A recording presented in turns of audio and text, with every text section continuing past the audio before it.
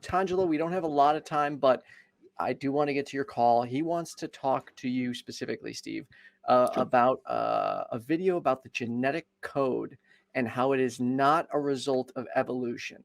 Otangelo, you are on with Steve and Ethan. And by the way, have you unblocked me yet, Otangelo? Or are you still blocking me on Facebook? I will unblock you, Ethan. Oh, No that's worries. so sweet of you. Okay, all right. Go ahead. What do you got for us? Yes, hi, Stephen. It's a privilege to talk to you. I've seen your video, Genetic Code is God's Language Debunked. And the explanation basically which is being given is that it could be the result of evolution. And my objection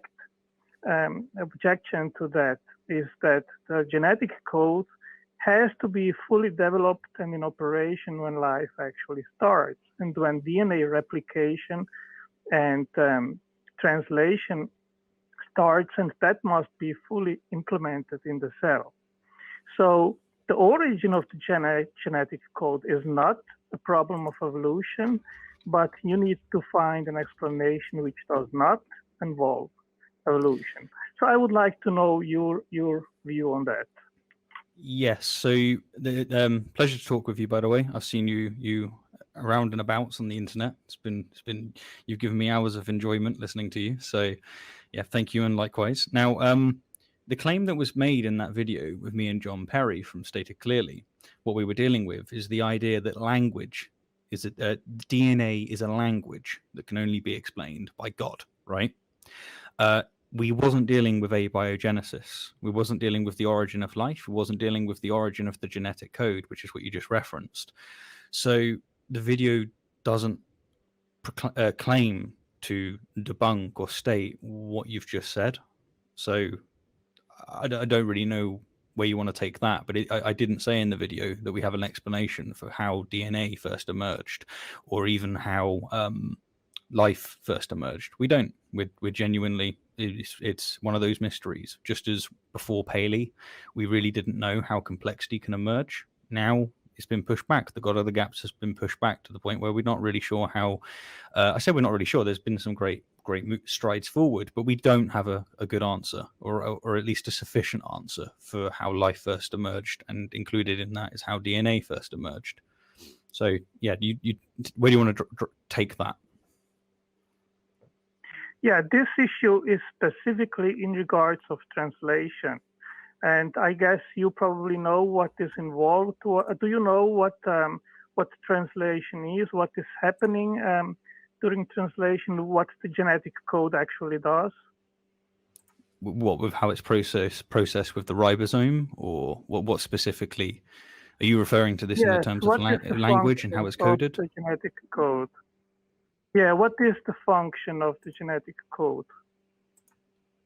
So it's part of a grander narrative, so you've got evolution by natural selection, which is, first of all, you've got replication with evolution by natural selection. That's relatively random, but there's a random component that falls into that. Can you actually remind me, do you accept evolution by natural selection, or is it that all of it you don't agree with? Well, I would be very happy to have a long conversation with you in regards to what I think are the real mechanisms which explain organismal complexity and architecture. And I think it's not natural selection, but it has to be pre-programmed code, not only on a genetic, but in special on epigenetic level. And I have categorized about 45 different epigenetic languages. So it is actually much, much more complex. The genes are just basically a library, which there has to be a gene regulatory network which knows how to extract the information, the books in the genetic molecule to then express it. So it is much, much more complex just than on a genetic level. But coming back, the genetic code. Sorry, I just want to really get clarification on that question. Do you accept evolution by natural selection? So John Lennox, for example, he accepts evolution by natural selection, but he happens to have a disagreement on DNA and what it is in terms of it being a language and how it's coded, etc. Are you there with John Lennox, or are you a creationist? Are you a proponent of intelligent design? Do you think evolution by natural selection isn't a good explanation? It doesn't explain the diversity of life. Basically, am I dealing with someone who's a creationist?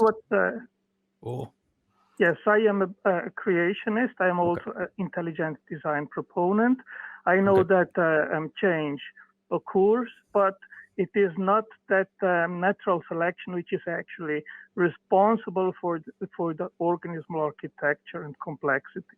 There are other mechanisms in place which are much more variegated, they are more complex, and in special there is a lot of epigenetic information involved, and it is basically something which has to do with systems biology. So the entire cell is actually having several different mechanisms which operate in a joint venture together, and that requires a lot of pre-programmed information, which I think is not random, but it has to be pre-programmed. Right. So why do you think it has to be pre-programmed? Like, what would be your argument for that? Well, my argument for that, Steve, is that even if we are talking here about the origin of life, you need a minimal amount of information.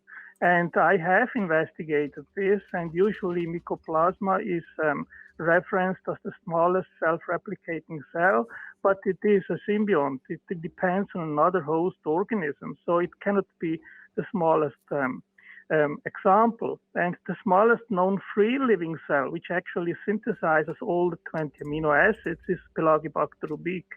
That is a good example, and it has about 1.3 million nucleotides. That is already a huge quantity of information, which is basically instructional assembly information, which instructs how that bacteria has to be assembled together and how it operates. Now, if you make a kind of calculation, since there was no evolution to explain the origin of life, so you have basically just random chance or unguided random mechanisms, what the odds would be to have that first living cell, the odds are 1 to 10 to the 700,000 power. So this is an unimaginably huge number. So sorry, how did you get that number? To say that, well, you can calculate it. I mean, just an amino acid change of about 100 amino acids, where each position, each amino acid you have to select amongst 20 different amino acids. You have odds in the order of 1 to 10 to the 130th power. That would be just a sequence where are you getting amino acids. Something I struggle with here. Let's suppose you have just 2 amino acids.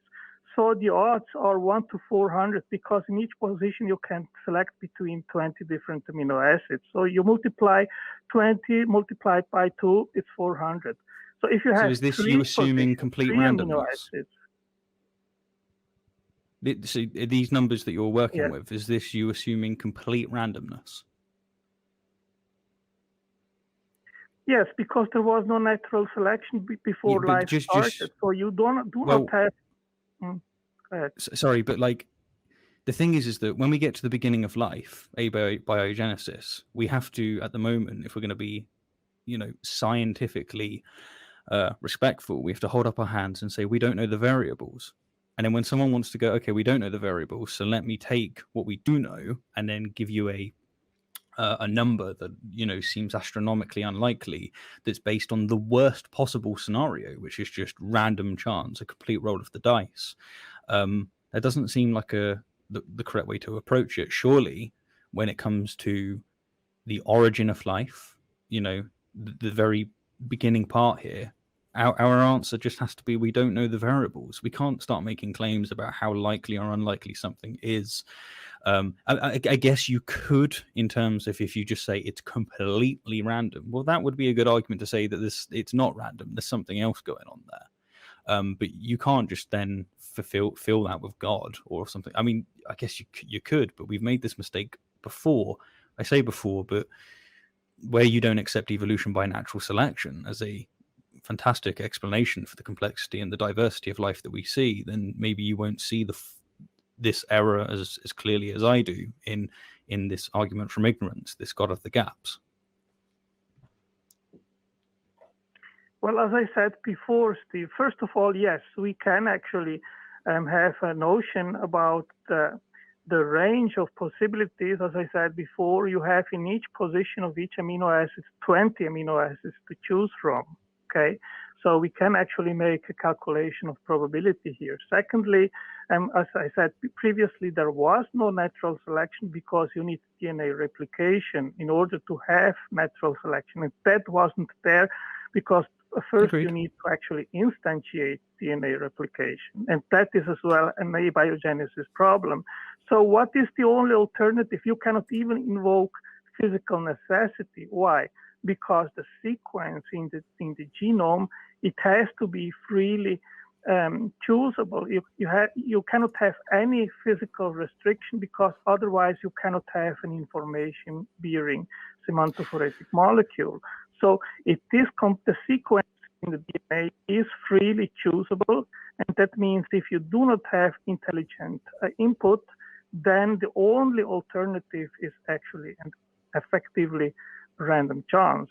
And that is one of the big problems of abiogenesis because there was no natural selection and there was no selection mechanism to choose the right sequence of nucleotides to then have a functional amino acid change, which then in the end would become a functional protein. How do you know there's no other explanations? Well, we work with what we actually know. What can be asserted without evidence can be dismissed without evidence. So if you say there can be a different mechanism, but you cannot mention it, then I dismiss it. I work with what we know, and basically it is dichotomy. Either there was it's you making the claim, or it was not. No, it's not. So when someone asks you, how is it that you're ruling out these things, the burden is on you to demonstrate why you've ruled them out. Let me flip this on its head, and I think this will help with you explaining how you think I'm missing something. This will help me, if you don't mind. We used to look, this is fair enough, not you, but most people used to look at the complexity of what we have. You know, these fingers, just the eye and all of this stuff. And William Paley and others, they would look at this complexity and they would say, here's two explanations. Intelligent design, God created us this way. Or random chance, as Fred Hoyle, facetiously put it, and it's stuck. It's like a tornado sweeping through a junkyard and assembling a Boeing 747 from the materials they're in, right? So random chance and God. This has been like one of the most powerful arguments throughout all of history for God's existence. I'd argue it's the best argument that's ever been given. It's a fantastic argument. Watchmaker analogy, it really, really pulls on our intuitions. But now we have an explanation for the diversity that we see, natural selection. So we sit here and we go, right, we really made a mistake there. The mistake we made is being so cocksure of ourselves, going, it has to only be God or natural select. It has to be God or it has to be random chance. Like, we got egg on our face. We've realized that was a completely stupid mistake to make. We shouldn't do it again.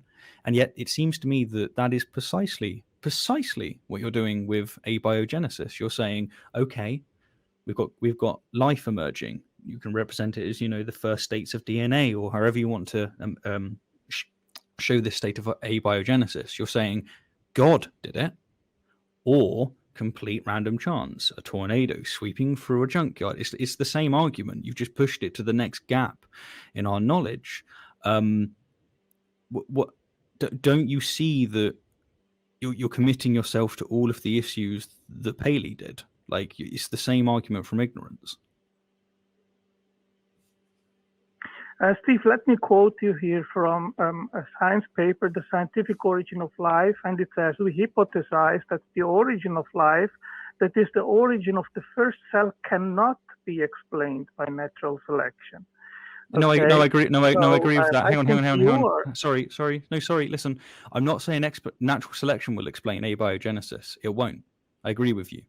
I'm not saying natural selection is going to explain abiogenesis just as it explained complexity and diversity of life. I'm not saying that. I'm just the analogy here is that we were super confident that either God did it or it was random chance, and there was a third explanation. In this instance, it was natural selection.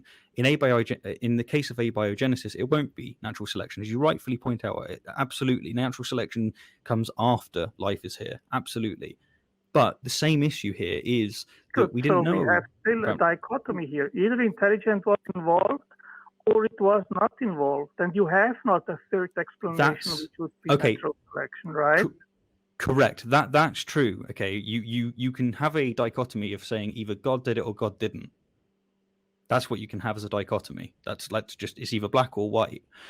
But the phrasing and the way that this argument comes across isn't using that as the dichotomy. It's saying either God did it or random chance, and that's a false dichotomy. We've learnt that from Paley, and we should apply that to abiogenesis. You're saying the emergence of life was either God did it or random chance. That isn't a dichotomy in the sense of saying either God did it or God didn't do it. You've opened yourself out to the potential of there being a third option that comes in, just as natural selection did for Paley. And the thing is that whenever we put ourselves in a position where we say God did it or it was random, we keep on getting embarrassed by the fact that we got it wrong. We keep making this fallacious mistake. It's almost like God, if he exists, has designed us to be incredibly fallacious and keep making these mistakes. I guess maybe a private another paper. Hang on, Otangelo, which confirms let him finish, what I'm actually saying. Otangelo, let him finish. Yeah. Oh, yeah. So, okay, sorry. To really, the fact that you, rather than interacting with what I'm telling you, you would just bring out a new paper or whatnot, tells me that realistically, you and I should probably have a private conversation where we can take the time to actually go through this and get everything that you and I want on the table. So potentially that can be arranged if you'd be interested, because sure. What it feels like I'm hitting you with these crucial points. I need you to give me a symmetry breaker, and rather than dealing with what I'm putting in front of you, you're going, okay, but what about this paper? And it's like, no, like we've got twice now to the major issue here. You are committing yourself to an argument from ignorance. You're saying either God did it or random chance. And I'm telling you, you're making the same mistake that William Paley made when it came to the diversity of life. He said either God did it or random chance. Now, natural selection turned up, and it was the third option, showed us, that we totally got that wrong, right? Natural selection won't be what comes up in terms of abiogenesis. But how do you know that there won't be a third option? Because that is what you're committing yourself to when you say that it is necessarily either God or random chance. Like, how do you answer that question? Okay, 2 points. First of all, I'm backing up what I'm saying by quoting this paper, Origin of Life, the Prebiotic Route to DNA. The first polymeric molecules capable of storing information and reproducing themselves were randomly assembled from organic precursors that were available on the early Earth. So I keep saying that in my understanding, there are just two options. You can exclude natural selection. One is intelligence, and the other is random chance. And in regards of that, we don't know if there is eventually a third option. I am saying to you, the claim is yours. If you think there is a third option, bring it to the table, and then we will look it up. But if you say, well, there is maybe a third option, but we don't know what it is, then I am saying what can be asserted without evidence can be dismissed without evidence. And if you don't have evidence that there is a third option, then I am simply going to dismiss it because you have nothing on the table. What do you think to this? Okay, because I think that you've got the wrong end of who has the burden here. You are saying that either God did it or it's random chance. You are saying that. You're the one making the claim. I am remaining agnostic. I'm saying I don't know the answer. I don't have enough information to be able to make a judgment on abiogenesis, you are the one who's asserting that it is either God or random chance. Well, as you just said, that which is asserted without evidence can be dismissed without evidence. What you're asserting right now, I'm asking you, how do you know there's not a third option? You have the burden of proof. You're the one that's making the statement that there's only two, random chance and God, not me, right? I'm not saying that. So how do you justify your burden? It's not my burden. How do you know there's no third option? Well, okay, I'll give you here. Well, I will back up what I am saying, Steve, and I will quote here from Paul Davies. He says, "How did stupid atoms spontaneously write their own software? Nobody knows. There is no known law of physics able to create information from nothing." And I think this is especially awesome. Cells have a codified description of themselves in digital form, stored in genes, and have the machinery to transform it into a physical reality of that description. We really know only of minds being able to do this. Okay, to suggest that a physical process can create instructional assembly information, a recipe or a blueprint, is like suggesting that throwing ink on paper will create a blueprint. It is never going to happen. I think this is probably clear. Well, this relates to the fact that you don't accept natural selection, because like John Perry has explained this at length in our longer conversation, for instance. The very mechanism that explains the complexity of what we have, right? The natural selection entirely explains how the language of DNA is just an instance of coevolution. It's just, if you imagine yourself as an ecosystem, and then you've got all of this natural selection processing inside of you, with them being the species, it's no different to how we interact with our ecology. So natural selection explains how you can have the evolution of language, the language of DNA, known as a system-based communication system. So I guess that's just relating back to the fact that you haven't got past Paley. You still think Paley is correct. You still think that natural selection isn't a solution to the diversity of life. So it would require a debate about evolution by natural selection before we could even really talk about abiogenesis. In that case, if you're not going to buy that you can have it gone. So we only got about 3 minutes left. So Otangelo, if you could keep your response to about a minute long, that'd be great.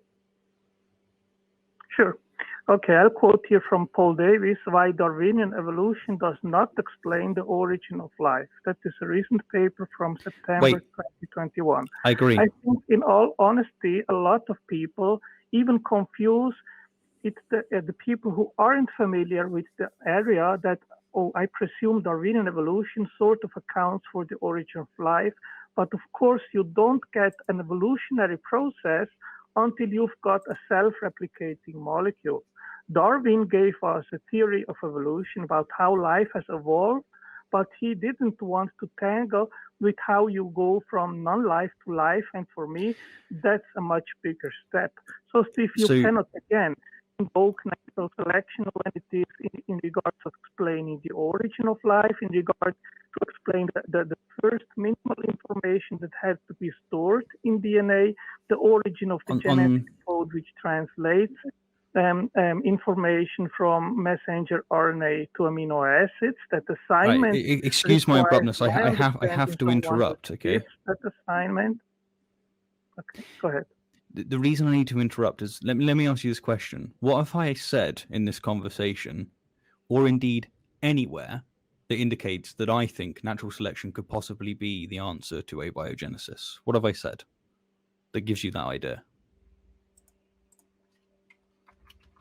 Well, I mean, that is my entire point, and I have kept, during our entire conversation, insisting on that. And you've brought up a natural selection despite this not being justified in a conversation about abiogenesis. So we should leave why did I bring out of the conversation and stick. Why did I bring up natural selection? Why did you actually bring it up if you are talking about the origin of life and the abiogenesis? I wasn't talking about the origin of life. The reason I brought up natural selection is because it is the instance of the third, the breaker between the false dichotomy that William Paley brought up. I'm using it as an analogy. I'm saying that with William Paley, there was a third option. In that case, it was natural selection. He didn't see it. A lot of people didn't see it. Turns out it There was is a no wonderful third explanation. option now because we don't have Darwinian evolution in the origin Okay, of life. prove it. So Oh, no. Paley's point still stands. No, that's not the point. The point is that there was a third. When William Paley existed and he looked at the complexity of life, he said it's either God or random chance, right? That's what he said. And it seemed very intuitively powerful. It was a great argument. Again, I think it's the best argument that theism has ever had. Now, what he was putting himself to, he was making the claim that these are the only two options, random chance or God. That's what he was explaining as the only two options. The reason I brought up natural selection is just to say, look, we found a rebutting defeater. We found a situation where there was a third option.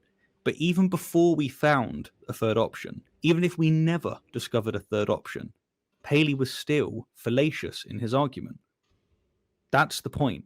It doesn't matter. It's natural selection was the third example here, but it doesn't matter if it was natural selection or something else that actually explained it.